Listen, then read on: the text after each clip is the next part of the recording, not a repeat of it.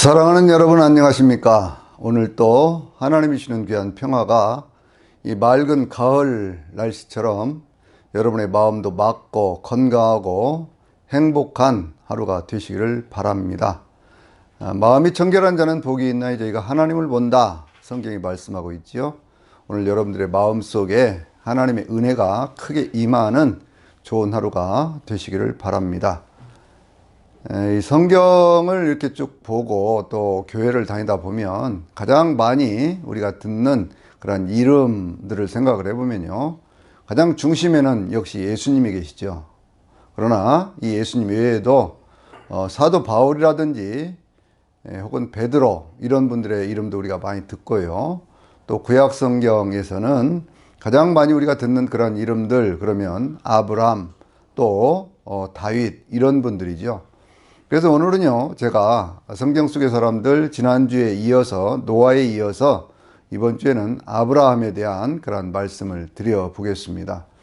이 아브라함은요, 그 성경으로 보면 창세기 11장에서부터 25장까지에 있고 또 주로 히브리서의 11장에도 이 아브라함에 대한 그러한 말씀이 있고 또 여러 곳에 성경 여러 곳에 이 아브라함에 대한 그러한 이야기들이 있는데 우리는 이 아브라함을 뭐라고 얘기를 하냐면 믿음의 조상 그렇게 얘기를 하지요. 믿음의 조상이라고 하는 것은 믿음이라고 하는 말이 아멘인데 이 아멘이라고 하는 그러한 말씀을 가장 먼저 했던 그러한 사람이 바로 아브라함이다 라고 하는 그러한 뜻도 있고요. 그 말씀은 어디에 있냐면 창세기 15장 6절에 있는 그러한 말씀인데 하나님이 말씀하시니까 아브라함이 그걸 믿었더니 하나님이 그것을 의로 여기셨다라고 할 때 믿었더니라고 하는 말씀이 아멘이거든요. 아멘. 그래서 이 아멘이라고 하는 그런 말씀을 가장 먼저 했고 또 하나님을 믿으면서 하나님과 동행했던 그런 삶의 증거가 있었기 때문에 믿음의 조상 그렇게 얘기를 합니다. 그래서 갈라디아서 신약성경 갈라디아 3장 9절에 있는 말씀 보면 믿음이 있는 사람들은 믿음이 있는 아브라함과 함께 복을 받는다 그렇게 말씀하고 있거든요. 그래서 우리가 이 아브라함의 생애에 대한 것들을 쭉 생각해 보면서 아브라함은 어떤 인생을 살았고 어떤 결단을 통해서 하나님의 축복을 받은 사람이었는가 라고 하는 것을 한번 생각해 보려고 하는 거거든요.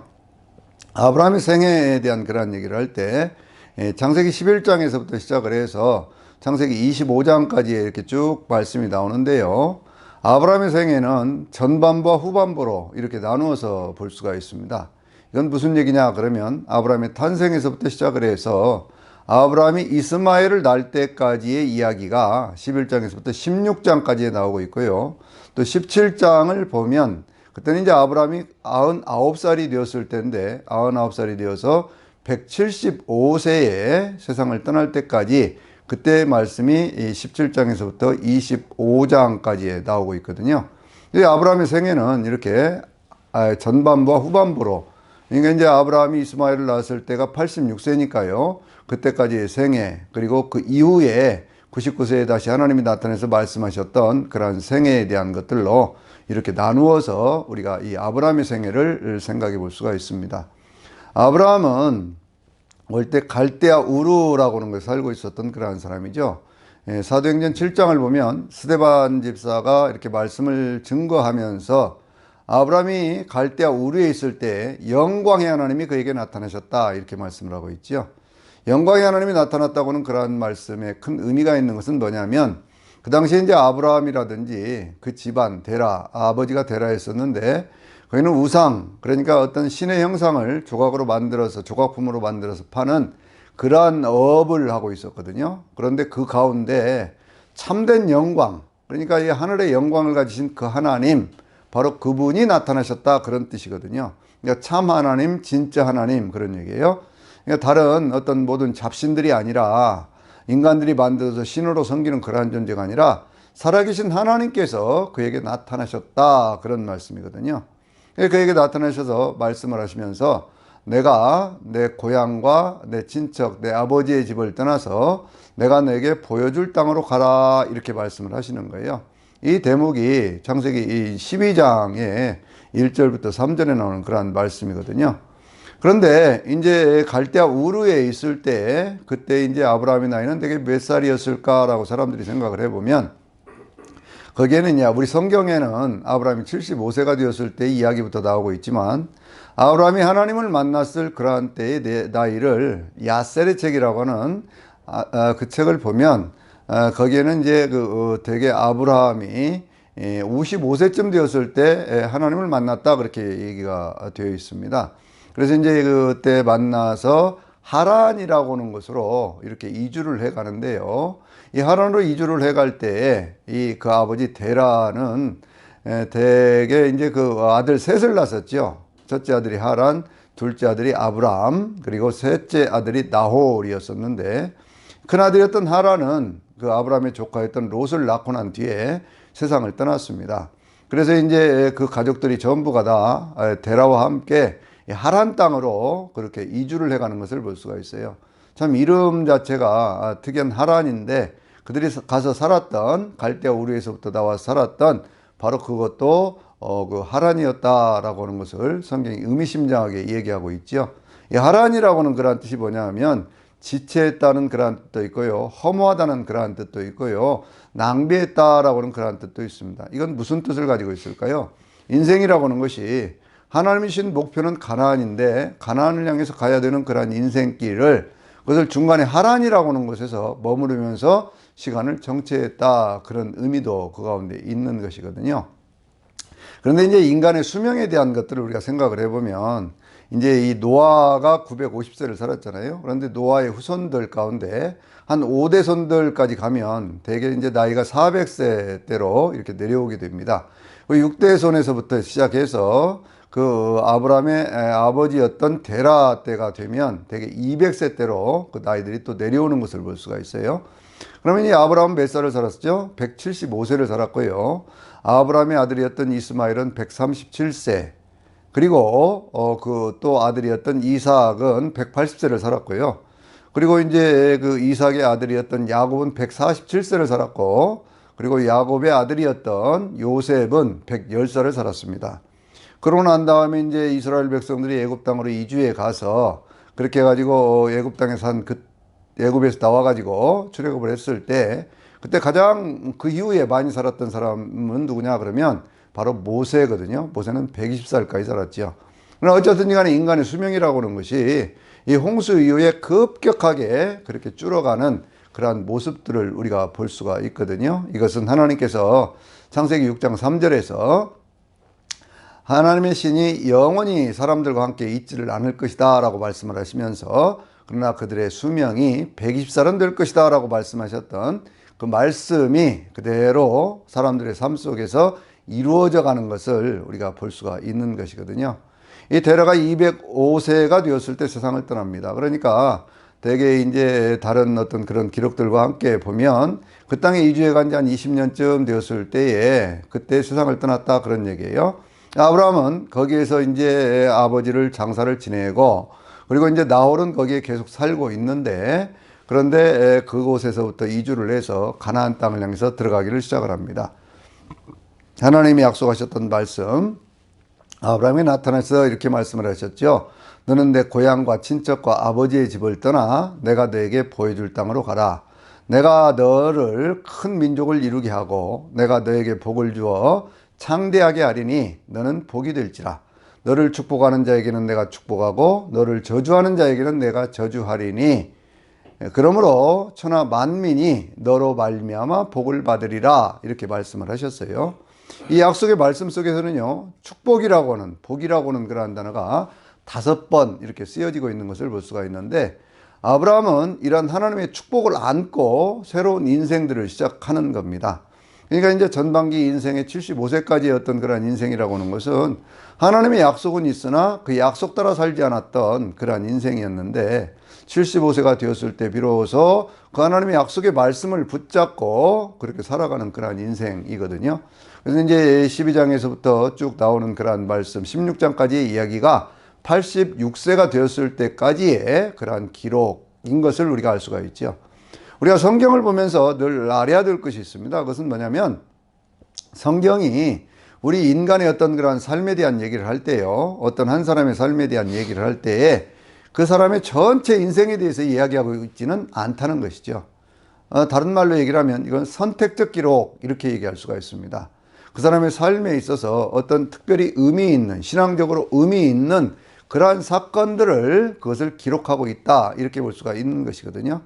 왜 그러냐고 하면 우리 인간에게 초점을 맞춘 책이 아니에요. 성경은 여전히 우리가 하나님을 바라보도록 만들어주는 책이 성경인 것이거든요. 그러니까 우리가 성경을 볼 때 어떤 한 사람의 인생에 대한 이야기를 하는 게 아닙니다.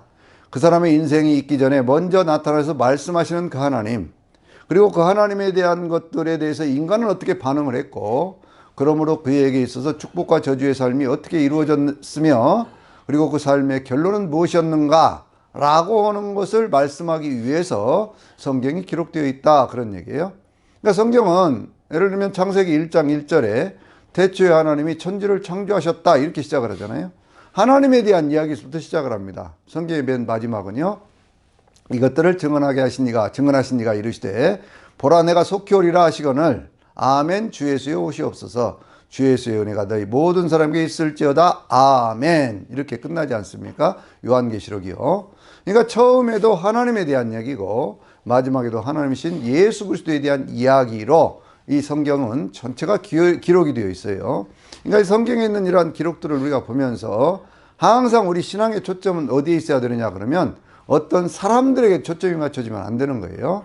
왜 성경이 끊임없이 어떤 사람들의 이 삶에 대한 이야기를 하면서 언제 태어나서 언제 아이들을 낳고 그리고 몇 살까지 살다가 죽었다 라고 그렇게 얘기를 하느냐. 인생이라고 하는 것은 하나님의 피조물이기 때문에 그렇습니다. 그래서 우리가요 늘 신앙생활을 할 때는 신앙이라고 하는 그 자체가 그런 뜻 아닙니까? 믿고 우러러 바라본다. 무엇을요? 하나님을 믿고 하나님을 섬긴다. 하나님의 말씀을 믿고 그 말씀 따라 산다. 그런 얘기거든요. 그러니까 우리가 성경을 보면서 늘 하나님은 어떻게 말씀하시고 하나님은 어떻게 역사하셨는가 라고 하는 것들을 먼저 살펴보고요. 그 앞에 서 있는 나는 누구냐 이걸 살펴봐야 되죠. 우리가 믿는 하나님은 우리 아버지시죠. 전능자이시고 창조자이시고 구원자이시며 영원히 살아계신 그 하나님, 바로 그분은 나의 아버지시고 나는 그분의 자녀입니다.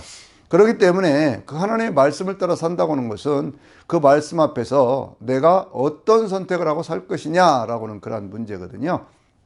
이 선택에 대한 그러한 문제인데, 그래서 모세가 이런 얘기를 하죠. 내가 너희 앞에 생명과 사망, 축복과 저주를 너희에게 두었으니 너희가 살기 위해서 생명을 택하라 라고 말씀하고 있습니다. 또 여호수아는요, 여호수아서 24장 15절에 있는 그러한 말씀을 통해서 오늘날 너희가 섬길 자를 택하라. 그러나 오직 나와 내 집은 여호와를 섬기겠노라 라고 그렇게 고백을 하지요. 그러니까 인생은 늘 어떤 삶의 선택이에요. 하나님의 말씀이 있는데, 하나님께서 주신 은혜가 있는데 그 은혜를 따라 살 것인지 아니면 내가 내 생각대로 살아갈 것인지라고 하는 것에 대한 그런 선택이거든요. 그 선택의 길목에서 우리는 축복을 택할 수도 있고 저주를 택할 수도 있는 것입니다. 사는 길을 택할 수도 있고요. 죽는 길을 택할 수도 있는 것입니다. 그리고 그 삶의 결과에 대한 책임은 하나님께 있는 것이 아니고 우리 인생에 있다라고 하는 거 늘 우리는 기억하고 살아야 됩니다. 그래서 우리가요, 이 하나님을 먼저 생각하고 나는 그분의 뜻을 따라서 어떻게 살 것이냐, 하나님의 자녀로 어떻게 살 것이냐 라고 하는 것이 오늘 우리의 삶이라고 하면 꼭 하나 더 기억해야 될 것은, 그렇다고 하면 지금 나는 어디를 향해서 가고 있느냐 라고 하는 것에 대해서 생각해야 되죠. 저는 여러분의 삶은 천국을 향해서 가는 그러한 삶이거든요. 중간에 대열에서 이탈하지 않고 예수 그리스도, 내가 길이요 진리요 생명이라고 말씀하시는 예수 그리스도를 통해서 아버지 나라에 가는 그날까지 늘 믿음으로 승리하는 저나 여러분이 되시기를 바랍니다. 이 아브라함은요, 그 하나님의 약속을 믿고 가나안 땅으로 들어가서 점점 밑으로 내려가고 어디로 갔느냐? 세겜이라고 하는 곳으로 갔거든요. 그래서 세겜에 가서 거기서 여호와를 향하여 제단을 쌓았다 그렇게 말씀하고 있고요. 또 그 다음에도 있는 말씀을 보면 뭐라고 얘기를 하냐면, 이게 이제 8절에 있는 그런 말씀인데요. 거기에도 이제 아브라함이 점점 남방으로 내려가서 그렇게 해가지고 베델과 아이 사이에서 거기서 또 하나님의 이름을 부르면서 그가 하나님을 향하여 제단을 쌓았다 이렇게 말씀하고 있습니다. 가나안 땅에 들어가서 제일 먼저 아브라함이 한 일은 뭐냐? 사람들과는 구별된 그러한 예배자의 삶을 살았다라고 하는 것이죠. 이 아브라함은요, 그 인생을 살면서 늘 특징적인 것이 뭐냐면 하나님과 함께 동행하는 그러한 삶이었고, 하나님의 뜻을 따라 살려고 노력하는 그러한 삶이었고, 그러면서 하나님의 뜻을 이루어가는 그러한 삶을 살았던 사람이죠. 그러니까 그 가나안 땅에 있었던 사람들은 우상을 섬기는 사람들이고 귀신을 섬기는 그러한 사람들인데, 그 가운데서 아브라함이 하나님을 향하여 제단을 쌓는 이 아름다운 모습을 우리는 늘 기억해야 됩니다. 그런데요, 성경은 이렇게 얘기하고 있습니다. 이 아브라함이 쌓았던 그러한 제단에 대한 얘기를 할 때, 이 세겜 땅에서 또 베델에서 제단을 쌓았던 것을 여호와를 향하여 제단을 쌓았다, 이렇게 말씀을 하고 있는데, 이제 한 대목 더 넘어가서 13장 18절에 가서 보면요, 아브라함이 헤브론에서 제단을 쌓을 때 그때는 어떤 제단을 쌓았느냐 그러면 여호와를 위하여 제단을 쌓았다, 이렇게 말씀하고 있죠. 여호와를 향하여 제단을 쌓았다는 것과 여호와를 위하여 제단을 쌓았다는 것은 어떤 것이냐 그러면, 이 여호와를 향하여 제단을 쌓았다고 하는 것은, 우리가 세상에 다른 사람들은 하나님을 믿지 않는데 나는 하나님을 믿는 사람으로서 바른 신앙 고백하고 살겠습니다 라고 하는 것에 그런 의미가 그 가운데 있는 것이죠. 그러니까 늘 우리의 눈은 어디를 향해야 돼요? 하나님을 향해야 됩니다. 근데 여호와를 위하여 제단을 쌓았다라고 하는 그러한 말씀은요, 그보다는 좀 더 깊은 뜻이 있어요. 그것은 뭐냐면, 내가 단순히 하나님 앞에 예배자로서만 사는 것이 아니고 그 예배의 모든 자세가 내 삶을 통해서 하나님의 뜻을 이루어갈 수 있는, 하나님의 영광을 드러낼 수 있는 그러한 삶을 살아보겠습니다 라고는 그러한 다짐과 결심이 있는 예배인 것이죠. 근데요, 이 아브라함의 생애 속에 하나님께 주시는 그러한 복이, 처음에는 복을 주시겠다 이렇게 말씀을 하셨잖아요. 근데 그 복에 대한 이야기가 창세기 22장에 가서 보면요, 22장 17절에 있는 말씀을 보면 하나님께서 내가 내게 큰 복을 주겠다 이렇게 말씀을 하시거든요. 이 복이라고 하는 것이 큰 복으로 바꾸어집니다. 왜 그랬을까요? 그것은 아브라함의 예배의 자세가, 그것이 그냥 하나님을 향하여 드리는 예배에서부터 하나님을 위하여 드리는 예배로 그렇게 바꾸어졌기 때문에 그런 것입니다. 그래서 늘 우리는 하나님 앞에 예배를 드릴 때 하나님 앞에 영과 진리로 하나님의 성령 안에서 하나님의 진리의 말씀을 따라서 예배드리는 참 예배자의 삶을 살면 우리가 예수 그리스도 안에서 누리는 그러한 은혜가 있죠. 그런데 그러한 은혜가 범사의 복을 받는 데까지 나아가는 큰 복의 역사가 나타나게 되는 것입니다. 이러한 영적 원리를 우리가 알아서요, 하나님을 향해서 예배를 드리는 그러한 사람에서부터 시작을 해서 하나님을 위하여 예배를 드릴 수 있는 바로 그러한 자세로, 삶의 자세, 예배의 자세가 늘 바꾸어지는 그러한 인생들이 되어야 되겠지요. 그래서 예배를 드렸는데, 그런데 이제 거기에 기근이 찾아오기를 시작하잖아요. 가뭄이 찾아오고 흉년이 드니까 아브라함이 도대체 이 가나안 땅에 살 수가 없습니다. 그래서 그가 애굽 땅으로 내려가는 그러한 대목들이 성경에 나오고 있죠. 근데 애굽에 가서 어떤 일을 당했습니까? 이 사라가 너무나 아름다운 그러한 여인이어서요, 이 사라를 빼앗기는 그러한 일들이 생겨나게 되잖아요.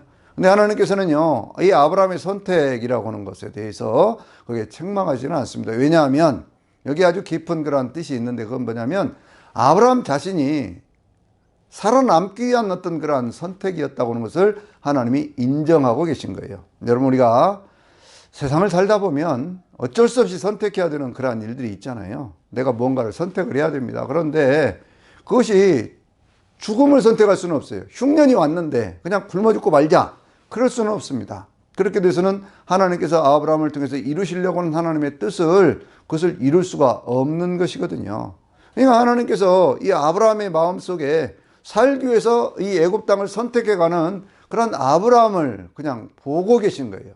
그러면서 아브라함이 거기에서 살아남을 수 있도록 허락하시고, 거기에서 오히려 그런 어떤 여러 가지 어려움들에서부터 벗어나서 오히려 더 많은 재물을 가지고 돌아올 수 있도록 이렇게 하나님이 허락하시는 것을 볼 수가 있습니다. 그러니까 하나님은요, 인간들의 어떤 그런 선택 속에서 하나님이 원하시는 뜻을 이루어가기 위해서 하나님이 그 길 가운데 어떤 데는 예비하시기도 하고, 그 길 가운데 준비하시기도 하고, 그걸 보호해 주시기도 하고, 그러면서 새로운 삶으로 이끌어 가시는 것을 볼 수가 있어요. 그래서 우리는요, 이 아브라함이 자기 아내를 팔아먹었다 하는 그런 얄팍하고 경박한 그런 성경 해석이 아니라, 아브라함이 살기 위해서 선택했던 바로 그 선택의 자리에서 하나님은 아브라함을 지키시고 아브라함을 통해서 새로운 역사들을 이루어 가셨다라고 하는 것을 그것을 봐야 그것이 바른 성경 해석이다 이렇게 보는 것이죠. 여러분 성경에서는요 항상 이게 눈에 보이거나 눈에 보이지 않거나 하나님의 역사를 우리가 생각하고 하나님과 동행할 수 있는 그러한 삶이 되어야 되는 것입니다. 이 아브라함이 거기서 나왔을 때 이제 다시 베델과 아이 사이 그곳으로 와서 장막을 치고 거기서 양을 치기 시작하는데 조카 롯과의 어떤 그런 다툼이 생기잖아요. 이 조카 롯이라고 하는 그런 사람은 자기 형 하란이 죽었을 때 자기 후계자와 같이 생각을 하고 자기 아들같이 생각을 하면서 데리고 왔던 그런 사람이에요. 하란 땅에 머물게 할 수도 있었지만 하란 땅에 머물게 하지 않고 이 가나안 땅에 들어오는 데까지 함께 데리고 왔는데, 그런데 여전히 롯은 뭐에 이게 그 익숙한 사람이냐면 도시문화에 익숙한 사람이거든요. 어디에서 태어났습니까? 갈대아 우르. 그 당시에는 가장 문명이 발달했던 갈대아 우르에서 태어나서 하란이라고 하는 것도 여전히 도시거든요. 도시 생활을 하다가 이 삼촌을 따라서 양치는 목동의 삶을 살기를 시작하는데 그게 뭘로 그렇게 편하지를 않지요. 또 애굽에 가서 봤습니다. 애굽은 이미 왕조 국가예요. 그러니까 이제 많은 문명이 이렇게 발달한 그런 것들을 보면서 여전히 조카 롯의 마음속에는 어떤 것이 있었을까요? 도시 생활에 대한 그리움이 있었겠지요. 그런데 더군다나 이제 아브라함과 어떤 그런 목자들과 롯의 목자들이 서로 다투는 일이 생기니까 아브라함이 우리가 서로 이렇게 다툴 것이 아니다. 너는 나와 혈육인데 이렇게 다툴 것이 아니다 라고 얘기를 하면서 네가 오른쪽으로 가면 나는 왼쪽으로 가고 네가 위쪽으로 가면 내가 아래쪽으로 가겠다 라고 이렇게 얘기를 하면서 네가 먼저 선택을 해라 그렇게 얘기를 했습니다. 그랬더니요 이 조카 롯이 어디를 선택을 합니까? 도시 지역을 선택을 하지요. 도시들이 있는 곳으로 선택해서 가면서 결국 그가 어디까지 갔습니까? 소돔 땅에까지를 갔어요. 성경은 분명히 말씀하기를 소돔은 하나님 앞에서 큰 죄인들이었더라 이렇게 말씀을 하고 있거든요. 근데 그곳을 향해서 가는 거예요. 왜? 도시 생활이 좋다는 거죠. 쾌락을 쫓아서 향락을 쫓아서 가는 그러한 조카 롯의 그 모습을 볼 수가 있습니다. 그런데 그때요 하나님께서 아브라함에게 나타나셔서 아브라함을 위로해 주시면서 너는 눈을 들어서 내가 있는 곳에서 동서남북을 바라보라 이렇게 말씀을 하셔요. 그러면서 내가 걸어가는 그 모든 곳, 네가 있는 것 그 모든 땅을 내가 너에게 주리라. 너의 후손은 티끌같이 많을 것이다 라고 그렇게 말씀을 하시는 거예요. 그러니까 이거는요 아브라함이 조카 롯이 떠나는 걸 보면서 마음속에 좀 슬픔 혹은 뭐 외로움 뭐 이런 것이 있었지 않겠습니까? 근데 그런 것들이 있었던 어떤 그런 아브라함에게 하나님이 나타나 위로해 주시면서 더 큰 꿈을 꿀 수 있도록 그렇게 만들어 주시는 거거든요. 그래서 이제 아브라함이 헤브론이라고 하는 그 아브라함으로부터 시작을 해서 뭐 다윗 시대까지 계속해서 이렇게 쭉 이어져 오는 그런 삶의 터전이었던 헤브론이라고 하는 곳, 유다 지파들이 자리를 잡고 살았던 바로 그 지역까지 그렇게 내려가서 거기서 비로소 여호와 하나님을 위하여 제단을 쌓는 바로 그러한 모습을 보여주죠. 삶의 여러 가지 어떤 그런 공경들을 그것을 지나가면서 그런 모습을 보여줍니다. 14장으로 가면은요, 거기는 어떤 말씀이 있느냐, 그러면, 이제 북쪽에 있는 4명의 왕하고 남쪽에 있는 5명의 왕이 전쟁을 하게 되거든요. 왜냐하면 그돌라메라고 하는 그런 왕을 남쪽에 있는 왕들이 섬기다가 그러다가 이제 조공을 더 이상 바칠 수가 없다고 12년 만에 조약을 파기를 해버립니다. 그러니까 북쪽에 있는 연합군이 남쪽으로 내려와서 그 전쟁 가운데서요, 그 싸움을 북쪽에 있는 4왕이 이겨내는 거예요. 그래야 거기에 있는 모든 것들을 약탈해 갈 때 소돔에 있던 조카 롯도 사로잡혀 가면서 그 모든 재물들까지 다 뺏기는 그러한 일들이 생깁니다. 그래서 도망 나온 한 사람이 헤브론에 있던 이 헤브론 남쪽이거든요. 그러니까 남쪽에 있는 헤브론에 와서 아브라함에게 당신 조카 롯이 끌려갔습니다라고 얘기를 하니까요. 이 아브라함이 자기 집에 있던 사병들 318명 또 그 지역에 함께 연합하고 있던 그러한 사람들까지 전부 다 모아가지고요. 그렇게 해가지고 북쪽에 단이라고 하는 것까지 올라가고 또 다메섹이라고 하는 것까지 가서 거기에서 이제 그 사람들을 쳐부수고 거기에 있는 것들을 다시 되찾아서 조카 롯과 거기에 있는 빼앗겼던 모든 것들을 되찾아서 그렇게 돌아오게 되는 것이거든요. 근데 그렇게 돌아오게 될 때 거기서 아주 신비한 어떤 그런 역사가 있죠. 그것은 뭐냐면 소도몬과 함께 샬렘 왕 멜기세덱이 이 아브라함을 마중을 나와가지고요. 그래서 아브라함을 축복하는 그런 대목이 있는데 천지의 주제이신 하나님의 이름으로 지극히 높으신 하나님의 이름으로 아브라함을 축복하면서 그 지극히 높으신 하나님을 찬송할지어다 라고 아브라함을 축복하는 그러한 모습이 나옵니다.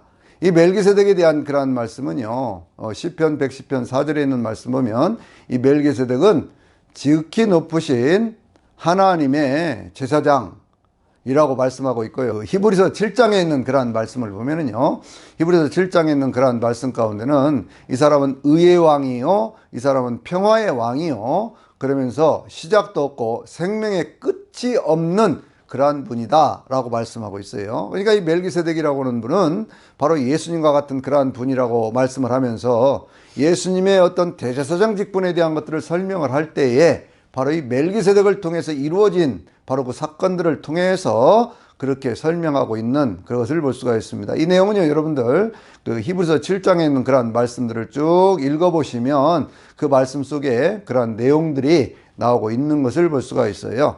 그래서 이제 그러한 축복을 받으면서 이 아브라함이 거기서 10분의 1을 그 멜기세덱에 드리는 11조 생활을 그렇게 하는 그러한 모습을 보여주고 있죠. 그러니까 이제 11조에 대한 것들은 어떤 사람들은 율법 그렇게 얘기를 하지만 율법 이전에 은혜의 시대에 이미 되어졌던 아브라함이 자기 신앙의 어떤 그러한 고백을 하나님 앞에 했던 바로 그러한 증거라고 하는 것이고, 이러한 11조 생활을 통해서 삶의 부유함을 이루어갈 수 있는 저나 여러분이 되시기를 바라겠습니다. 아브라함이요, 그와 같은 일들을 이렇게 하면서 참 큰 승리를 거두었는데 15장에 보면은요, 하나님이 아브라함에게 나타나시면서 이런 말씀을 하시거든요. 나는 전능한 하나님이다 라고 말씀을 하시면서 아브라함아 두려워하지 말라. 나는 너의 방패요 너의 지극히 큰 상급이다 이렇게 말씀을 하셔요. 그러니까 이런 말씀들을 왜 하시느냐, 그게 하나님께서 아브라함의 마음속에 뭔가 두려움이 있다는 거죠. 그 두려움은 뭡니까? 인생의 성공자가 되었어요. 승리자가 되었습니다. 자기 집안에 있던 그런 병사들과 함께 많은 사람과 연합을 해서 그래가지고 멀리까지 가가지고 전쟁에 승리하고 돌아왔거든요. 그런데 여전히 아브라함은 그 땅의 어떤 그 주인은 아닙니다. 그 땅에 거류하고 있는 사람이고요. 나그네와 같은 그런 인생이지, 이 아브라함이 그 땅의 주인은 아니거든요. 그 땅에 있는 토착민들이 이 거류민인 아브라함에 대해서 꼭 그렇게 좋게만 생각할 일은 아니잖아요. 저 사람이 저렇게 광대하게 되었네? 잘못하면 우리가 큰 피해를 입을 수도 있겠네? 하는 그런 생각 속에서 많은 어떤 그런 일들이 생겼지 않았겠습니까? 그러니까 이제 아브라함은요, 큰 승리 후에 거기에 두려움이 왔다는 것을 하나님은 알고 계신 거예요. 그러니까 여러분들, 우리가 인생이라는 것이 그런 것이죠. 뭔가를 누리기 위해서 뭔가를 이루려고 할 때는요, 열심도 있고 재미도 있고 그렇습니다. 그러나 어떤 한 정상에 올라가면은요, 그 정상에서 이제는 내려올 일밖에 없잖아요. 그러면 그 정상에 있는 사람들이 가지고 있는 가장 큰 특징 가운데 하나가 뭐냐? 그것은 두려움이라는 거예요.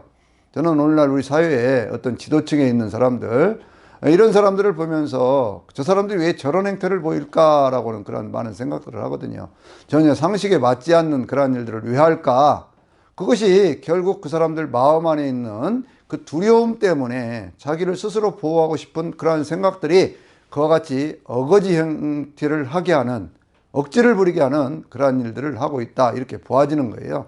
그래서 우리는요, 늘 예수 그리스도 안에서 누리는 그러한 평안의 그러한 주인공이 되어야 되고요, 내가 높아지려고 하는 것이 아니라 하나님을 높일 수 있는 그러한 믿음의 삶을 살아야 되는 것입니다. 그러니까 하나님께서 말씀하시기를요, 나는 전능한 하나님이고 내가 너를 막아주겠다, 이렇게 말씀을 하시는 거예요. 막아주겠다. 어떤 문제가 있든지 막아주겠다. 그것이 방패라는 거 아니에요? 세상 가운데 무엇을 성취해서 그것이 상이 아니라 하나님 자신이 내 인생의 상이 되어주겠다, 그렇게 말씀하시는 거 아니에요? 그래서 늘 우리는 예수 그리스도 안에서 성령님과 함께 동행할 수 있는 그러한 믿음의 삶을 살아야 되지요. 그러면서 하나님 말씀하시기를요, 이제 내 몸에서 한 씨가 나와서 그렇게 가지고 세상에 어떤 하늘의 별과 같은 그러한 많은 것들이 이 내 자손 가운데 이루어지게 될 것이다 라고 말씀을 합니다. 아브라함이 이 엘리에셀밖에 없는데요 라고 얘기를 하니까, 아니다, 내 몸에서 날 씨가 그런 일들을 이루어가게 될 것이다 라고 얘기를 합니다. 아브라함이 얘기를 하지요. 하나님, 그러면 이런 일들이 이루어질 것을 내가 어떻게 할 수 있겠습니까? 그래서 하나님과 아브라함 사이에 언약을 맺는 것을 우리는 횃불 언약, 그렇게 얘기를 하거든요. 아브라함이 이제 양이라든지 혹은 비둘기라든지 이런 재물들을 가져다가요, 양과 같은 것은 가운데를 쪼개어 놓고, 그리고 이제 비둘기 같은 건 쪼개지 않고 그냥 놓은 그 상태에서 하나님과 언약식을 맺는 거예요. 이 언약식 가운데를 쪼갠 언약식을 맺는다. 그 말은 생명을 걸고라고 하는 얘기예요. 그 언약을 지키면 살 것이고 그 언약을 어기면 죽게 될 것이다 라고 하는 것인데, 그것은 아브라함에 대한 하나님의 축복의 언약인 것이죠. 아브라함이 밤이 되었을 때요, 그 깊은 잠이 들었는데 환상 가운데 하나님이 말씀을 하시기를 이제 너를 통해서 큰 역사가 이루어지게 될 것이며, 그리고 내 후손들은 저 애굽 땅에 가서 그렇게 해서 4대 만에 다시 돌아오게 될 것이다. 그런데 큰 민족을 이루어서 이렇게 돌아오게 될 것이다 라고 하는 그러한 약속의 말씀을 주시는 것을 볼 수가 있습니다. 자, 16장으로 넘어가면은요, 거기는 어떤 말씀이 있을까요? 거기에는 이제 아브라함에게 이제 주신 그러한 약속의 말씀을 아브라함도 믿었어요. 그런데 현실적으로 보면 자기 아내 사라는 이미 나이가 들어갔고 아이를 낳을 수 없는, 그러니까 이제 월경이 끊어져 버린 그러한 상태가 되었던 것이거든요. 그러니까 이제 이 사라를 통해서 아이를 낳을 수가 없습니다. 그러니까 그때 이제 아브라함은 어떻게 할까를 생각을 하고 있었겠지요. 그런데 사라가 먼저 제안을 합니다. 나는 아이를 낳을 수 없는 여인입니다. 그러니 내 종인 이 하갈을 통해서 그렇게 아이를 낳고 이 집안의 대를 이어가면 좋겠습니다 라고는 그런 얘기를 하거든요. 근데 그런 얘기를 하게 될 때요, 이 뭐라고 이제 어떻게 합니까? 아브라함이 그 여인을 취해서 그렇게 해서 이제 거기서 이스마엘을 잉태하게 되는 그러한 역사가 나타나거든요. 근데 여러분, 이 하나님의 섭리가 얼마나 오묘한 것입니까? 만약에 아브라함이 그때 가몬을 만나서 이 애굽 땅에 내려가지 않았다면 거기서 어떻게 하갈을 만날 수가 있었겠어요? 그런데 그때 이미 하나님께서는 그와 같은 영원한 역사의 어떤 그런 경륜 속에서 이 오늘날의 아랍 족속들의, 아랍 민족들의 조상이 되어지는 이스마엘의 탄생까지를 이렇게 준비하고 계시는 그런 영원한 경륜들을 우리는 읽어낼 수가 있는 거거든요. 하나님의 심리는 오묘하고 신비한 것이어서 우리 인간의 생각과 계획으로는 도저히 생각할 수 없는 거기까지를 준비하고 계시는 분, 바로 그분이 여호와 이레 되시는 우리들의 하나님이신 것이죠. 그런데 문제는 사람들 사이에서 문제가 일어나지요. 그것이 뭐냐면 하갈이 자기가 임신한 것을 알고요, 첩의 신분임에도 불구하고 본처인 이 사라를 멸시하기를 시작을 합니다. 그러니까 사라가 화가 났어요. 아브라함이 가서 얘기를 합니다. 아니, 어떻게 이런 일이 있을 수가 있느냐. 내가 당신을 생각해서, 이 집안을 생각해서 내가 여인으로서의 도저히 선택할 수 없는 그런 일을 선택을 하면서 내 마음의 어떤 아픔과 고통을 참아내고 인내해 가면서까지 이렇게 해줬는데, 그런데 어떻게 해서 하갈이 나에게 이럴 수가 있느냐라고 얘기를 합니다. 그러니까 이제 하갈을 이렇게 아브라함이 뭐라고 얘기를 하죠? 당신 종 아니냐. 그러니까 당신 마음대로 해라. 그러니까 하갈을 쫓아냈습니다. 그러니까 하갈을 사라가 쫓아내니까 이제 하갈이 광야로 나갔지요. 광야로 나갔는데 거기서 누구를 만났습니까? 여호와의 사자를 만났습니다. 하나님이 보신 천사를 만났어요. 천사에게 하갈아, 내가 어째서 여기에 이르고 있느냐라고 물으니까 내가 내 주인 이 사라에게 쫓겨나서 여기로 왔습니다. 이렇게 얘기를 하지요. 천사가 얘기를 합니다. 돌아가서 그 사라의 수하에 복종을 해라. 이렇게 얘기를 하거든요. 그러니까 이제 복종하라고는 그런 얘기를 들으면서요, 거기를 이제 돌아가 가지고 그렇게 해가지고 거기에서 났는데, 그 천사가 얘기를 하기를 이스마엘의 자손이 큰 민족을 이룰 것이며 그리고 그가 크게 번성하게 될 것이다 라고는 약속의 말씀을 하갈에게 함께 주면서 그렇게 해서 돌아가게 됩니다. 그렇게 해서요, 이 사라가 아닌 하갈을 통해서 이스마엘이 태어났던 때가 몇 살이냐 그러면 바로 그러니까 86세가 되었던 그러한 때거든요.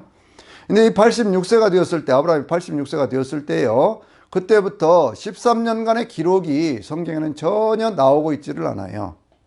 그럼에도 불구하고 이제 99세가 되어서 드디어 하나님이 나타나시는데, 그런데 이 13년간의 기록이 없으면 그럼 우리는 어떤 생각을 할 수 있습니까? 하나님이 아브라함을 떠나셨을까? 그런 생각도 할 수가 있죠. 왜 아브라함은 그 인생 가운데 아무런 기록이 없지? 그런 생각을 할 수 있거든요.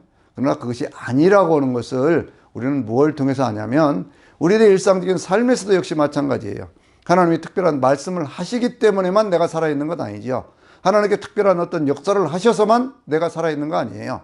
나는 예수 그리스도를 믿기 시작한 그 순간부터요, 지금도 영원히 주님과 함께 성령님과 함께 동행하는 하나님의 자녀로서 살아가고 있는 그러한 삶이거든요.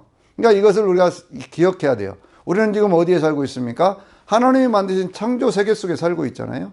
내게 호흡이 있다고 하는 것은 하나님이 나와 함께 계신 그러한 증거죠. 그러니까 나는 살아있는 동안에 예수 그리스도 안에서 영원히 하나님과 함께 동행하는 그런 삶을 살고 있는 거예요. 하나님 나를 떠나신 것 아닙니다. 나는 어떤 때 스스로 내 생각 속에서 하나님을 떠날 때도 있고 하나님의 역사를 부인할 때도 있고 내 생각대로 그냥 내가 하나님과 동행하는 것이 아니라 동업하는 수준에서 그냥 내 고집을 부리고 내 뜻대로 하려고 그러고 뭐 그렇게 하는 그런 때가 있지만 그러나 여전히 하나님은 나와 함께 계시고요. 그리고 내가 하나님과 함께 동행할 때 하나님은 내 인생 속에 가장 적절한 은혜를 주시는 그런 하나님으로 역사하고 계시는 것이죠. 늘 우리는 이걸 기억해야 됩니다. 13년간의 기록이 없다고 해서 하나님이 아브라함을 떠난 것이 아니라 일상적인 평범한 삶 속에서도 하나님은 여전히 아브라함과 함께 하셨던 것처럼 우리 인생에도 여전히 함께하고 계신다 그 얘기예요. 99살이 되었을 때요. 그때 하나님께서 아브라함에게 전능하신 하나님으로 나타나시면서 그러면서 하나님께서요. 그 가운데서 이 17장에 있는 말씀을 보면 그 가운데 아브라함의 이름을 바꿔주시죠. 아브람, 한 족장의 아버지라고 하는 그런 의미에서 아브라함, 모든 민족들의 아버지라고 하는 여러 민족들의 아버지라고 하는 그러한 이름으로 그것을 바꾸어 주시는 것을 볼 수가 있습니다.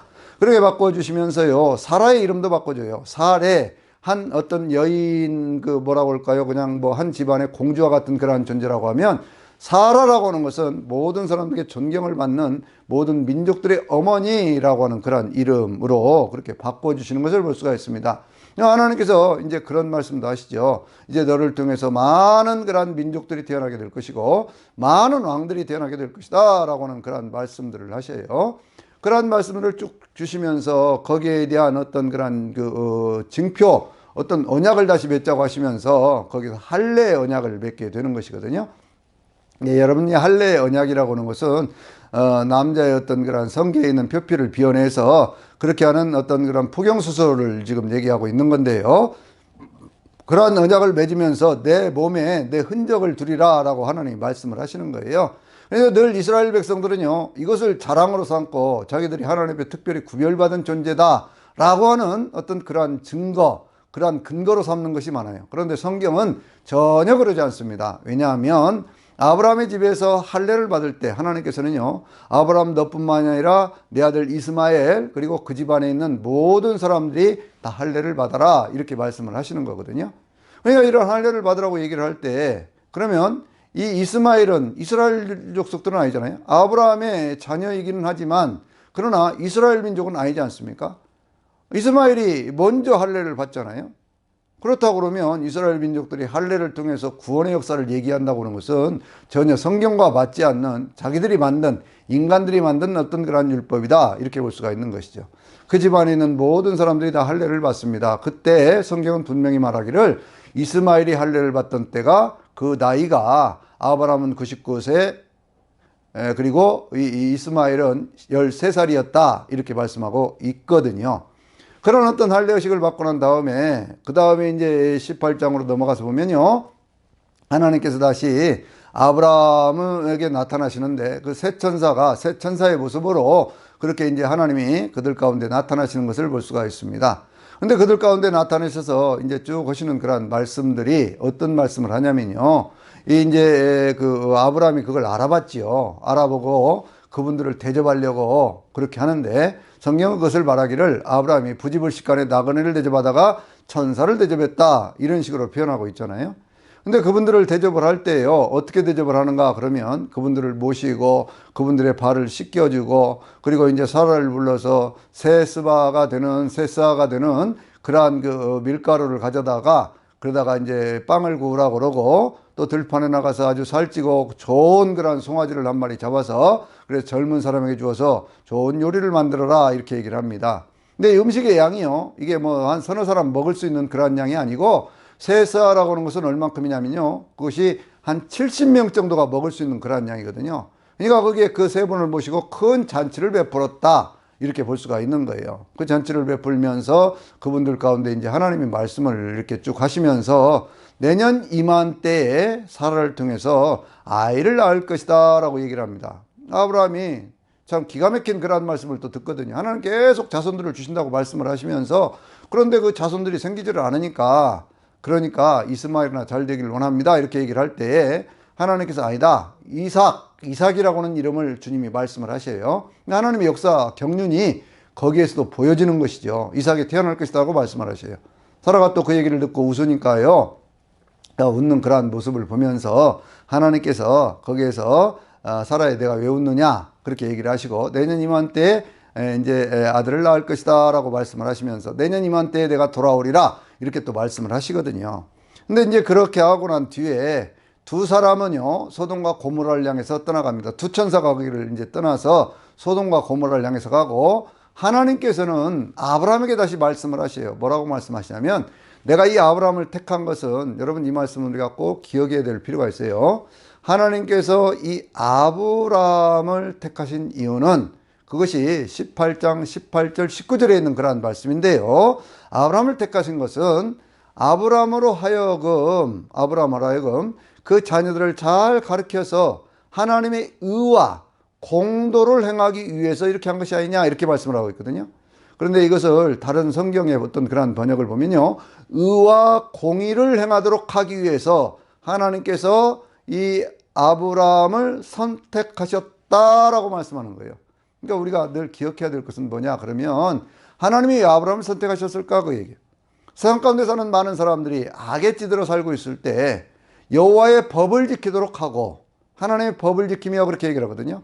하나님의 그 법을 이렇게 쭉 지켜가면서 의와 공의를 행하도록 세상 가운데서 하나님과의 바른 관계를 맺으면서 스스로의 삶도 의로운 삶을 살 뿐만이 아니라 다른 사람들과의 관계 속에서 바른 삶을 살아서 하나님의 백성된 그러한 삶을 살 수 있도록 하기 위해서 아브라함을 선택했다 그렇게 말씀하고 있는 거예요. 이것이 이스라엘 백성들을 민족적으로 성별해서 제사장 나라가 되도록 한 바로 그런 하나님의 은혜인 것이죠. 우리들 이걸 기억해야 됩니다. 우리가 믿음의 조상 아브라함 같은 믿음 있는 사람은 아브라함의 복을 받는다고 했을 때 아브라함의 믿음이 뭐냐는 거예요. 그것은 하나님의 말씀의 법을 따라서 내 인생을 의롭게 살고 그리고 세상 가운데는 공의롭게 사는 것 바로 그것이 하나님의 백성된 증거가 된다 그런 얘기거든요. 그렇게 해가지고요 하나님께서는 이제 그렇게 계약을 쭉 맺고 난 그 뒤에 그 다음에 이제 이 사람들이 어디로 가게 되느냐 그러면 두 사람이 이제 소돔성으로 갔지요. 왜냐하면 소돔이 너무나 악한 짓들을 하고 그렇게 하니까요. 그 악한 짓들을 하는 그러한 모습을 보면서 거기를 갔는데 그때 롯이요 거기에 앉아 있었습니다. 이게 19장에 있는 그런 말씀이에요. 거기에 앉아 있다가 그러다가 그 두 사람이 오는 걸 보면서 자기 집으로 영접해 드렸습니다. 그래가지고 거기에서 이제 이렇게 대접을 하고 그럴 때에 그 집안 사람들, 그 동네에 있는 소돔성에 있는 그런 사람들이 전부가 다 이 롯의 집으로 몰려오잖아요. 뭘 하기 위해서? 동성애를 하기 위해서 그 사람들 내놓으라는 거예요. 이 소돔이라고는 그런 말 자체가 동성애라고는 그런 뜻이 있는 그런 것이거든요. 그러니까 그 소돔이 왜 망했느냐? 그것은 하나님께서 허락하시 않은 생육하고 번성하라고 말씀하신 하나님의 뜻과는 전혀 상관없는 그러한 짓들을 하다가 그들이 멸망을 당하게 되는 것이거든요.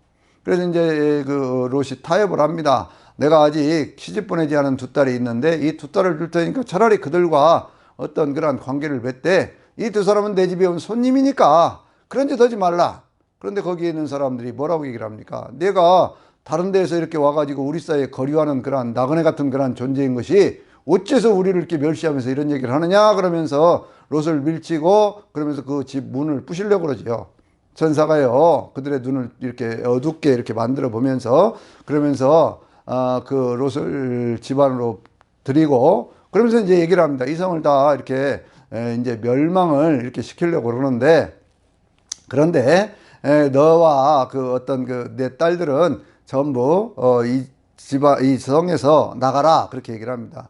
이러한 사건이 있기 전에 무슨 일이 있었습니까? 하나님께서 18장에서 이 아브라함에게 이렇게 얘기를 하셨죠. 이 저 성 소돔을 멸망시키려고 한다 그렇게 얘기를 하니까요. 아브라함이 하나님 앞에 간절히 기도를 하지 않습니까? 뭐라고 기도를 합니까? 하나님 저 성 안에 의로운 사람들이 있을 건데 그 의로운 사람들까지 함께 멸하게 하시겠습니까? 이렇게 얘기를 하는 거예요. 그런데 그때 아브라함이 처음에 50명 또 45명, 40명, 30명, 20명, 10명까지를 얘기를 합니다. 아브라함의 생각에는요, 최소한도 조카 롯이 있고, 거기에 부인도 있고, 그 딸들도 있고, 사위들도 있고, 그러니까 최소한 10명은 있을 것이다 라고 생각을 했어요. 심판을 행하시는 하나님께서는 정의를 행하셔야 할 것이 아닙니까? 라고 얘기를 하면서 하나님의 어떤 그러한 정의를 이루는 어떤 그러한 것으로 심판인데 그 가운데 의로운 사람들까지 함께 멸망을 시키시겠습니까? 라고 얘기를 하는 겁니다. 그런데 거기에 불행하게도요, 의인 10사람이 없었어요. 그 가운데 있었던 그러한 사람들, 조카 롯, 왜 구해줬습니까? 하나님께서 조카 롯이 의로워서가 아니라 아브라함의 의로움 때문에 아브라함을 보고 그를 구원해 주신다. 이렇게 말씀하고 있거든요. 그렇게 해가지고 이제 조카 롯에게 그렇게 얘기를 하니까요. 조카 롯이 자기 사위들한테도 얘기를 했지요. 사위들이 어떻게 생각을 했습니까? 그걸 농담으로 여겼다 그랬어요. 농담으로 그냥 웃고 말았다 그 얘기예요. 비웃었다 그런 얘기입니다. 어떻게 그런 일이 있을 수가 있겠느냐 그렇게 생각을 하는 거예요. 오늘날도 여러분들 하나님의 심판에 대해서 얘기를 하면요. 그 심판이라고 하는 것은 영원한 미래의 심판도 있지만 삶의 현실에서 이루어지는 심판도 있습니다. 그 심판의 메시지를 들을 때요. 우리는 주의 깊게 생각을 해야 돼요. 그리고 그 심판에 대해서 대비할 수 있고 심판을 피할 수 있는 그런 사람들이 돼야 되는데 오늘날도 사람들이요. 농담같이 여기는 그러한 사람들이 많이 있습니다. 그 사람들 하는 얘기가 있죠. 하나님이 어디 있느냐? 하나님 있으면 나에게 보여달라. 그렇게 얘기를 하죠. 하나님이 만드신 세상 속에 살면서도 하나님이 어디 계신가를 모르는 그런 어리석은 사람들이 하는 얘기지요. 롯이 그 성에서부터 이제 나가려고 생각을 하면서 나가려면 너무나 두렵습니다. 그렇게 해가지고는 이제 산으로 도망가라 그렇게 얘기를 했는데 예수님께서도 마지막 때 어디로 도망가라고 그랬어요? 산으로 도망가라라고는 그런 말씀을 하시잖아요. 산으로 도망가라고 그랬더니 거기까지 가려고 하니까 너무 시간도 걸릴 것 같고 두렵고 그러니까 그 옆에 있는 작은 성 소알이라고 하는 것으로 이렇게 피신을 할 수 있도록 그렇게 도와달라 그렇게 얘기를 합니다. 천사들이 그걸 허락하지요. 소알 땅에 들어갔습니다. 성경은 분명히 말씀하기를요. 여호와께로부터 하나님께로부터 불과 유황이 소돔성에 쏟아져서 그 땅을 뒤집어 엎어버렸다. 불타서 다 모든 것이 사라지도록 그렇게 만들었다. 그렇게 말씀하고 있어요. 여러분 자연재해가 아니라는 거예요. 자연이 그냥 일으킨 그러한 재해가 아니라는 거예요. 하나님께로부터 내려진 불과 유황을 통해서 그 성이 망했다. 그렇게 말씀하고 있거든요. 그러니까 하나님의 심판이라고 하는 것을 성경이 강조하고 있는 겁니다. 소알 땅에 있었던 그를 갈 때 그때 이제 조카 롯의 아브라함의 조카 롯의 아내였던 그 아내는요. 그걸 돌아보지 말라고 천사들이 얘기를 했는데 앞을 향해서 가라고 얘기를 했는데 그런데 뒤를 돌아다보다가 소금 기둥이 되었다라고 성경이 말씀하고 있습니다. 이것은 무엇을 얘기하고 있을까요? 오늘날 우리에게도요. 우리가 살아가야 될 삶의 미래를 향해서 천국을 향해서 가는 그러한 삶에서 흐트러짐이 없어야지 자꾸 뒤에 어떤 그러한 미련을 가지고 그렇게 살아가는 그러한 인생에는요. 결코 하나님이 주시는 그런 축복을 이루지 못한다라고 하는 그것을 말씀하고 있는 거예요.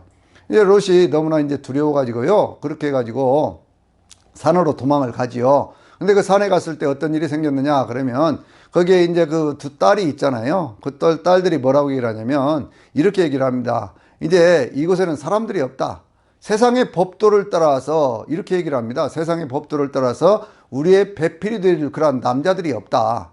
그러니 이제 우리는 아버지를 통해서 우리의 후손들을 이어갈 수밖에 없다. 그렇게 얘기를 하는 거예요. 이것이 그 사람들이 하는 이야기를 가만히 들어보면요. 뭐라고 얘기를 한다고요? 세상의 법도를 따라서 우리의 배필이 되어줄 사람이 없으니 라고 얘기를 해요. 그러니까 자신들의 삶을 정당화시키고 있는 것이죠. 그러나 그것이 정당화될 수는 없는 그러한 일인데 어쨌든지는 그러한 일을 통해서 아버지한테 술을 먹여가지고 큰 딸을 통해서 모압 족속들이 그 작은 딸을 통해서 암몬 족속들이 그렇게 태어나는 것을 볼 수가 있죠. 이 모압 족속과 암몬 족속은요.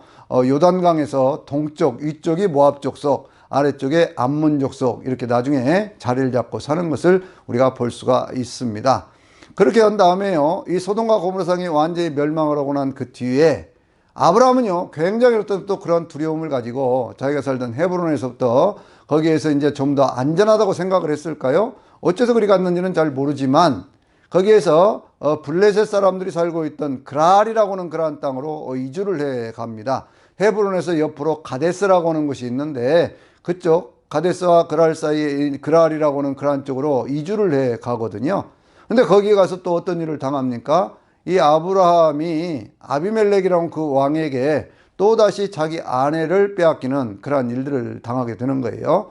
애굽 땅에서도 어떤 삶의 두려움 때문에 자기 아내를 이복동생이라고 얘기를 했다가 그런 일을 당했는데 여기 가서도 또 그런 일을 또 하고 있는 거예요.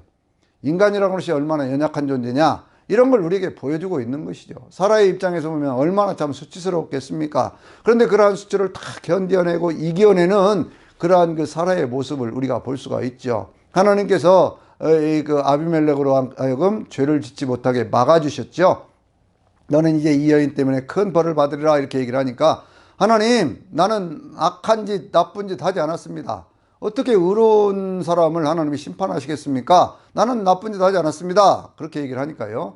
하나님께서 말씀하시죠. 그래, 내가 그렇게 했으니까 너 그 여자를 돌려보내라. 너 그 여자의 남편은 선지자다. 이렇게 얘기를 하시거든요. 그래서 돌려보내면서 네가 어떻게 이런 일을 나에게 했느냐라고 얘기를 하면서 또 많은 것들을 주어서 그렇게 해서 그 사라의 어떤 수치를 벗겨주는 그러한 일들을 하고 있는 것을 볼 수가 있어요. 거기서 이제 다시 이 아비멜렉과 또 아브라함이 조약을 맺는데요. 그 조약을 맺으면서 아브라함이 거기에다 이제 그 샘을 팠던 브엘세바라고 하는 그런 샘을 팠던 바로 그곳 맹세 우물 그런 뜻이거든요. 그곳에 헤브론에 있는 그곳에서 이제 자리를 잡으면서 거기서 여호와의 이름을 부르면서 거기에 제단을 쌓는 에셀 나무를 심고 제단을 쌓는 그러한 모습을 보여주게 됩니다. 여러분, 에셀이라고 하는 것이 뭐예요? 하나님 여기까지 우리를 도우셨습니다. 하나님은 여전히 살아계신 하나님입니다. 영원히 살아계신 하나님입니다. 라고는 그런 것이거든요. 그래서 거기에 에벤에셀의 어떤 그런 제단, 우리가 그렇게 얘기를 할 때는요, 아브라함이 살아온 모든 생애를 생각해 보니까 살아가는 모든 날들이 다 하나님의 은혜더라는 거예요. 지금까지 살아오면서 수없이 많은 우여곡절들이 있었는데 그 우여곡절들 속에서도 하나님이 여전히 나를 지켜주셨고 하나님 여전히 나를 보호해 주셨습니다. 하나님은 영원히 살아계신 하나님입니다. 라고는 영생에 대한 그런 소망을 거기서 고백하고 있는 것을 볼 수가 있습니다. 그것이 아브라함이 썼던 네 번째 제단, 우리는 그렇게 얘기를 하거든요. 그런데 바로 그 일이 있은 후에입니다. 우리가 잘 아는 성경에서 가장 많이 알려져 있는 본문 가운데 하나가 창세기 22장인데요. 22장에 있는 그런 말씀을 통해서 하나님께서 아브라함의 믿음을 시험하시려고 하시죠. 아브라함의 믿음을 시험하면서 내 사랑하는 아들, 내 독자 이렇게 얘기를 하거든요. 내 독자, 하나밖에 없는 아들, 네가 사랑하는 아들, 그 아들을 이렇게 그 시기를 하라는 겁니다. 하나님께서 어딥니까? 내가 너에게 지시할 땅으로 가서 모리아 산에 가서 거기에서 제물로 드려라, 번제물로 드려라 이렇게 말씀을 하시는 거예요. 아브라함이 그 말씀을 들으면서요, 거기에서 이제 번제할 나무를 가지고, 그리고 이제 불을 가지고, 칼을 가지고, 그 하인들과 함께 그 길을 떠나갑니다. 그 길을 떠나가면서 이야기를 하는데, 이제 한 3일 걸리거든요. 한 80km 정도 떨어져 있으니까. 헤브론에서 예루살렘까지는 한 80km 떨어져 있으니까 한 3일쯤 가는 그런 길이에요. 그 길을 가서, 이제 하나님이 약속하신 그곳을 보면서, 하인들한테 얘기를 하기를요, 이제 우리가 하나님 앞에 가서 예배를 드리고 우리가 다시 돌아오겠다 이렇게 얘기를 해요. 여기 아브라함의 놀라운 그런 믿음이 있지 않습니까? 하나님 뭐라고 말씀하셨어요? 번제로 드리라고 그렇게 얘기를 했지 않습니까? 그러면 이삭을 번제로 드리고 나면 돌아올 때는 나 혼자 돌아오리라 이렇게 얘기를 해야 되는데 뭐라고 얘기를 하냐면 우리가 하나님 앞에 가서 예배를 드리고 그리고 우리가 함께 돌아오리라 그렇게 얘기를 하는 거예요. 아브라함은 이미 그 사실에 대해서 히브리서는 이야기를 하기를 하나님께서 죽은 자를 살리시는 하나님으로 믿었다. 이렇게 그 믿음에 대해서 증언을 하고 있거든요. 그러니까 아브라함의 믿음이요, 그만큼 이제 성장해 가기 시작하는 거예요. 하나님은 영원히 살아계신 하나님이고 지금까지 내 인생을 이끌어 오신 하나님이고, 그러니 이 일을 통해서도 분명히 하나님은 어떤 계획을 가지고 계신다는 것을 믿었다는 거예요. 시험이라고 하는 것이 어떤 사단의 어떤 유혹이 아니라 하나님께 시험하신다고 하는 것은 그 시험을 통과함으로 해서 더 큰 축복의 사람으로 나아갈 수 있도록 만들어 주시는 것이죠. 그 산에 가서 여러분 이때 이삭의 나이가 얼마쯤 되었을까요? 이때가 이미 이삭의 나이가요, 몇 살쯤 되었냐면, 이제 21장에서 이제 이삭이 태어나잖아요. 이삭이 태어나가지고, 이삭이 태어난 바로 그 자리에서 한 3년쯤 지났을 때요, 그때 이제 누굽니까? 이스마엘이 이삭을 조롱하는 그러한 모습들이 거기 나오거든요. 그러니까 이스마엘이 그렇게 조롱하는 그러한 모습을 보면서, 그러면서 사라가 내 집안의 기업을 함께 이어줄 수가 없다 그렇게 해가지고 이 이스마엘과 하갈을 쫓아내보내거든요. 그러니까 쫓아내보내게 되니까 그때 이제 뭐라고 얘기를 하냐면요, 거기에 이제 쫓겨 나가가지고 떡 그 뭐 12덩이, 12덩이라는 말은 이건 뭐 아세레 책에 나오는 그런 얘기고요. 떡하고 물 한 이렇게 그 넣어서 그걸 담은 그런 것들을 주어 가지고 하갈하고 이스마엘을 쫓아냈는데, 그때가 이제 언제냐 그러면 그 이삭이 젖을 뗄 때거든요. 대개 그 사람들은 젖을 몇 살까지 먹이냐, 한 3살까지는 먹인다고 그래요.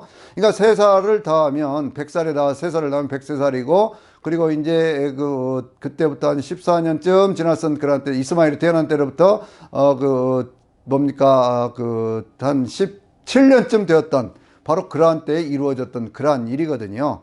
그러니까 이제 그 이삭의 나이로 보면 대개 그때가 한 20대 초반 정도 되었을 것이다 라고 하는 것이 보통 성경을 연구하는 그러한 분들의 이야기거든요. 20대 청년, 왜냐하면 이 이삭이 번제를 쓸 그런 나무를 지고 가지 않습니까? 산으로 갈 때. 그런 나무를 지고 갈 정도면 그런 힘이 있는 그런 청년이었다 그 얘기죠. 근데 거기까지를 갔는데, 번제 제단을 낳고 거기다 나무를 놓고 그 외에 이제 이삭을 결박해서 놨다 그랬어요. 그런데 이삭이 거기에 아무 소리 않고 아버지를 따라서 순종하는 그러한 모습을 보여줍니다. 이게 참 기가 막힌 얘기 아닙니까? 자기 아들을 제물로 드리려고 하는 그런 아브라함. 그러면서 끝까지 그는 우리가 함께 돌아오리라고 하는 그런 믿음 속에서 하나님이 역사하실 것을 믿고 있는, 마지막 순간에 자기의 행위를 통해서도 금방 이삭이 죽게 생겼는데, 그런데 그럼에도 불구하고 그러한 일을 하고 있는, 또 이삭은 거기에 순종하고 있는 이러한 모습들을 통해서 우리는 십자가에 죽으시는 예수님의 모습을 생각하게 되는데, 왜 그러냐고 하면요, 그 모리아산이라고 하는 것이 바로 성전산이거든요. 나중에 다윗이 이 성전을 짓기 위해서 사들였던 그 타작마당이 바로 그곳이고요. 그 성전이 세워졌던 바로 그러한 자리거든요. 하나님의 그 참 역사 섭리라는 것이 수천 년을 이어가면서 여전히 하나님의 영원한 계획 속에서 이루어져 간다라고 하는 것을 우리가 볼 수가 있습니다. 아브라함이 그렇게 하려고 그랬을 때요, 그때 하나님께서 그걸 말리잖아요. 말리면서 어떻게 말씀을 하십니까? 아브라함아 아브라함하고 아주 다급하게 하나님께서 2번을 부르셔요. 그러면서 내가 내 사랑하는 아들, 내 독자까지 이렇게 이삭까지 이렇게 내게 드리려고 하는 걸 보니까 네가 진짜로 나를 경외하는 줄 내가 이제 알았다 라고 말씀을 하시면서, 그러면서 이제 하나님 그때 그렇게 얘기를 할 때에 아브라함께 눈을 들어서 돌아보니까요, 거기에 뭐가 있어요? 한 순양이 거기에 걸려 있는 것을 봤지요. 그리고 순양을 잡아서 하나님 앞에 번제를 드리고 난 그 뒤에 하나님께서 아브라함에게 말씀을 하십니다. 그게 22장 17절에 있는 그런 말씀인데요. 22장 17절에서 뭐라고 말씀을 하시냐면, 내가 너에게 큰 복을 주리라 라고 말씀을 하시거든요. 그러니까 아브라함은요, 그 모든 시험들을 다 이기고 나가면서, 그러면서 하나님께서 약속하신 것을 끝까지 믿었어요. 믿음이 변함이 없었습니다. 그러면서 죽은 자를 살리시는 그런 하나님으로까지 믿은 그 아브라함의 믿음 속에서 하나님은 여호와 이레의 역사를 이루어 주시는 거거든요. 그래서 아브라함이 그 산의 이름을 여호와 이레라고 했기 때문에, 그래서 그 산에서부터 하나님께서 친히 준비하신다라고는 그런 의미를 담았다라고 하는 것을 22장 14절에서 그렇게 말씀하고 있습니다.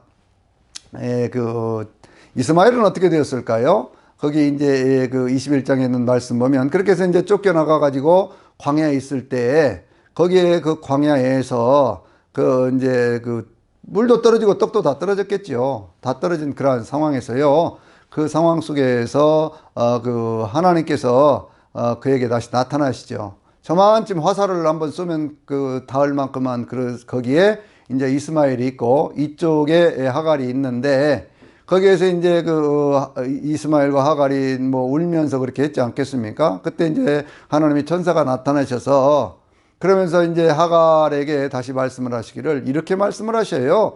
하나님께서 저 아이의 소리를 들으셨다, 그렇게 말씀을 하셔요. 이스마엘이라는 그런 이름의 뜻이 뭐예요? 하나님이 들으셨다라고는 그런 뜻이거든요. 그래서 이스마엘이 거기에서부터 큰 민족을 이루게 하겠다고는 그런 약속의 말씀도 함께 주시는 것을 우리가 볼 수가 있는 것이죠. 그러고 난 다음에 있는 것이 22장에 했던 그런 사건이거든요. 그러니까 그때는 이미 이스마엘도 집안이었고, 오직 집안에는 그 아들 하나밖에 없는데, 그런데 하나님은 그 아들을 제물로 드리라, 그렇게 말씀을 하고 있는 거예요. 얼마나 기가 막힌 그런 상황입니까? 그런데도 아브라함은 여전히 그 시험을 이겨내고 큰 축복의 주인공이 되었습니다. 성경은요, 참 묘한 얘기를 하고 있어요. 그 다음에 있는 그런 말씀들을 보면요, 22장에 어떤 사건들이 있느냐 그러면, 이런 말씀들이 있거든요. 그 가운데 이제 그 아브라함의 동생이었던 그런 나홀이 밀가라고는 그 여인을 통해서 많은 자손들이 번성해가는 그러한 이야기들을 합니다. 그런데 그 이야기들 중에서요, 뭐가 있느냐? 그러면 이 나홀의 아들이었던 부두엘이 낳은 그러한 리브가를 낳은 그러한 이야기까지가 거기에 되어 있는 것을 볼 수가 있어요. 그건 뭘 얘기를 합니까? 24장에 가서 보면은요, 거기에 이제 아브라함이 자기 아들 이삭을 결혼을 시키는 그러한 얘기들이 있는데, 바로 그러한 상황까지를 염두에 두고 성경이 기록하고 있는 것을 볼 수가 있어요.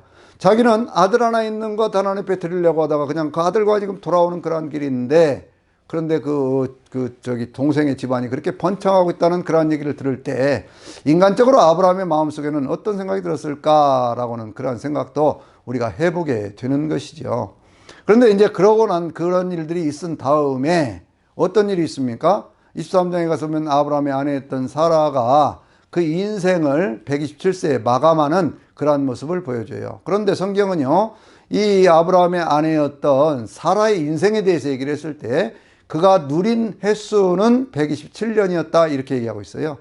놀라운 얘기 아닙니까? 다른 사람들의 이야기는 그냥 죽었다 이렇게 표현을 하고 있는데, 그런데 거기에서는 뭐라고 얘기를 한다고요? 그가 누린 횟수 그렇게 얘기를 해요. 그것은 뭘 얘기하고 있을까요? 하나님께서 그의 인생의 모든 것들 속에서 많은 고난도 있고 시련도 있고 눈물도 있고 고통도 있고 배반당하는 어떤 그런 아픔도 있었지만, 그러나 그 가운데서 여전히 그의 인생을 누리며 살 수 있도록 만들어주신 분이 하나님이시다라고 하는 것을 말씀하고 있는 거거든요. 그래서 저나 여러분은요, 사도 바울도 그런 얘기를 하지 않습니까? 디모데 후서 6장 18절인가요? 전서 18절인가요? 거기에 있는 말씀을 보면 모든 것을 후히 주사 누리게 하시는 하나님께 소망을 두라 그렇게 얘기하고 있는 것이거든요. 하나님 안에 산다고 하는 것은 삶을 누릴 자격이 있는 것이고, 수없이 많은 어떤 그런 어려움들이 있다고 할지라도 그 속에서 하나님이 주시는 그런 축복으로 그렇게 인생을 살아야 된다 그런 얘기예요. 아브라함의 나이는 그때가 137세였었지요. 그래서 이제 아브라함이 거기에 장례를 치르려고 그러는데 어떻게 장사를 치르느냐 그러면 그가 살고 있던 헤브론 땅, 바로 그곳에서 땅을 사들입니다. 그 땅이 누구의 땅이냐 그러면 에브론이라는 사람의 땅이거든요. 그 땅 막벨라 굴 우리가 그렇게 얘기를 하지 않습니까? 그것을 400세겔에 사가지고요, 거기에다가 이제 사라를 장례를 치르는 그러한 모습들을 우리가 볼 수가 있습니다. 그 장례를 치르는데 거기에 묻혔던 사람이 아브라함과 사라, 그리고 이삭과 리브가, 그리고 야곱과 누굽니까? 레아 이렇게 묻히고요. 그리고는 이제 그 사람들의 어떤 장례지가 되어져서 지금까지도 그것이 그 아브라함의 어떤 그러한 후손들, 지금의 이제 이스라엘 백성들에게서도 그것은 하나의 성지로서 보존되고 있는 그러한 모습들을 우리가 볼 수가 있거든요. 자, 24장에 넘어가서 보면요, 이제 인생의 거의 마무리가 되어 갑니다. 24장에 가서 보면 이제 사라도 장례를 지내고 그랬는데 아브라함이요, 인생 가운데 이제 아들 하나 있잖아요. 이미 하갈과 이스마엘은 자기를 떠나서 멀리 가버렸습니다. 이스마엘을 통해서는 나중에 하나님께서 12부족이 태어날 수 있도록 그렇게 만들어 주셔서 큰 민족을 이루도록 만들어 주셨거든요. 아브라함에게 이제 해야 될 그러한 일이 있습니다. 그것은 뭐예요? 그 아들을 장가 보내는 그러한 일이죠. 그래서 장가 보내는 그러한 일을 하기 위해서 자기 집안에 처음부터 따라왔던 엘리에셀이라는 그러한 종을 통해서 저기 하란 땅에 가가지고 내 아들의 아내감, 며느리를 구해와라 그렇게 얘기를 합니다. 엘리에셀이요, 그 이야기에 순종을 하면서 많은 것들을 가지고 가서 하나님 나로 하여금 이 순조롭게 이삭의 아내감을, 그러니까 아브라함의 며느리감을 만날 수 있도록 그렇게 해주시기를 원합니다 라고 이렇게 기도를 하고 가요. 여전히 믿음이라고 하는 것은 전파되는 겁니다. 아브라함이 여호와 이래 그러더니 엘리셀의 마음속에도 여호와 이래라고 하는 그런 믿음을 고백하고 있는 것이거든요. 몇 가지 어떤 그런 조건들을 걸지요. 내가 갔을 때 거기에 이제 그 우물가에 가서 내가 가지고 가는 어떤 그런 낙타라든지 뭐 이런 것들에 먼저 물을 먹여주는 그러한 여인이 있다면 바로 그 여인이 긴 줄로 믿겠습니다 라고 얘기를 하는데, 아니나 다를까요? 그 우물가를 갔는데 거기 리브가가 나타나갖고 그 일을 하지 않습니까?